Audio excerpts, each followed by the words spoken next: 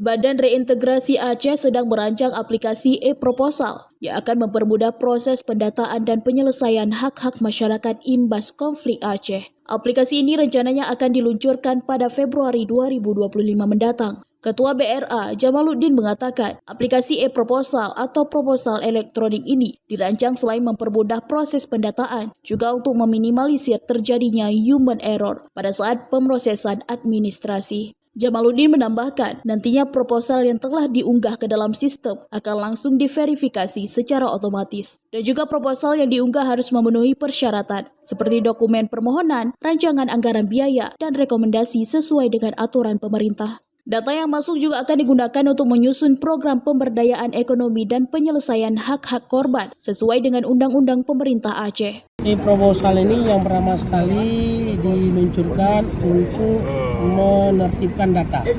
Itu tujuan pertama.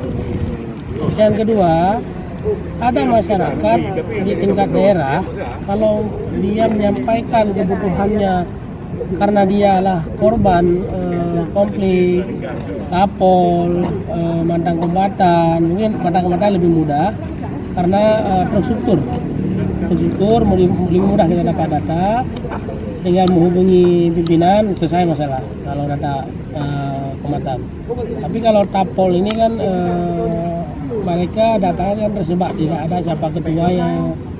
Nah, yang ketiga, masyarakat imbas konflik yang dapat menunjukkan kerugian jelas sebagaimana tertuang dalam MOU Helsinki.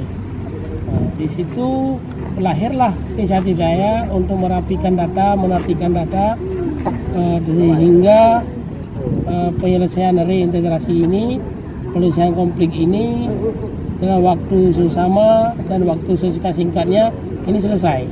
Tanpa ada data yang tertib, tanpa ada manajemen yang berkompeten, maka itu tidak akan selesai. Tujuan saya itu proposal untuk menyelesaikan hak-hak mereka. Hak-hak mereka yang seperti apa? Misalnya gini, mereka dalam konteks pemberdayaan ekonomi. Pemberdayaan ekonomi, kalau kita mengacu kepada Permendagri 7, mereka harus mengusulkan proposal.